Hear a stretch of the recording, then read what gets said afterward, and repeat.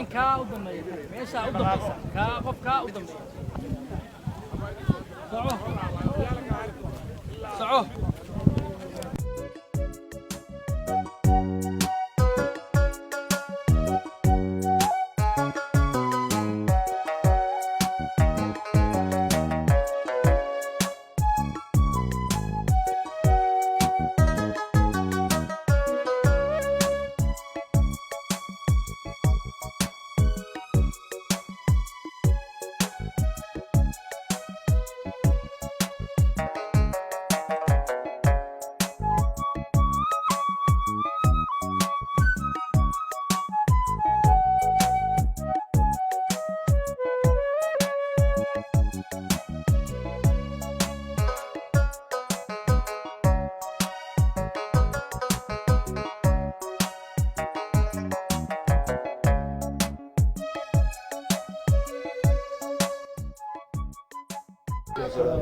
كلام كدي ما أنتوا حنو شغلنا ديجان كفومة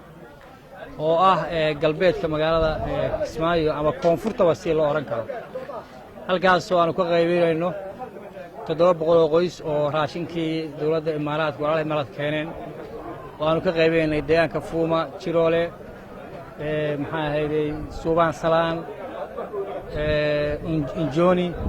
يدمان إنجومي دمان ديجان هذا حيبتها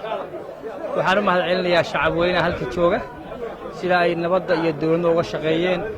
waxaan kaloo rabaa inaan mahad gaar ah u jeediyo dawladda Imaaraadka walaalaheena oo iyadu runtii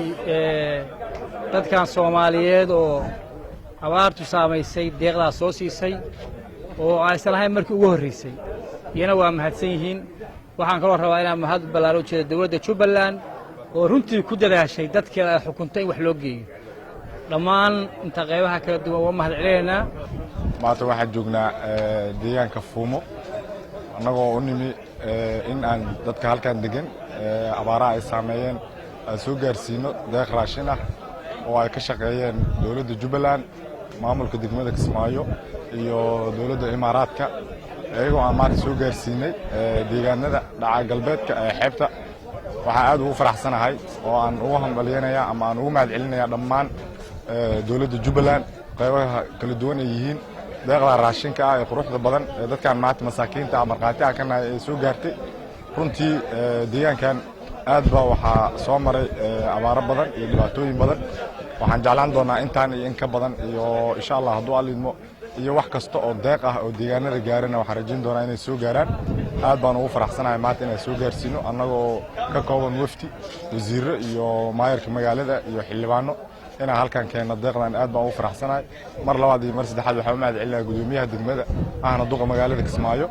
شغال بحد ولا وقفت ديانة كحيرا دقمة كسمايو ساكو الجمعة وحنو صعداء الأسوة آدني ديانة أي كم تهاي دقمة كسمايو فوما أمانة أن قريب كم إذا كتشوجنو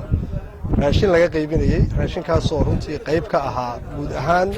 دق راشين أو لقى قريبيني دقمة بدادة يدقمة كسمايو maanta waxaan qayb kala ahayn gudoomiyaha degmada runtii waxaan u mahad celinaynaa shaqada wadaagsan ee hufnaanta leh oo gudoomiyuhu wado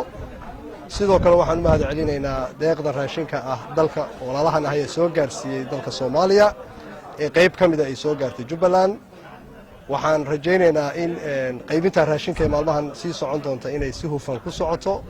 deegaanada kalena ay si wanaagsan ku gaari doonaan baan Ilaahay kiiska rajaynaynaa waxaan sidoo kale mudnaanta dadka leh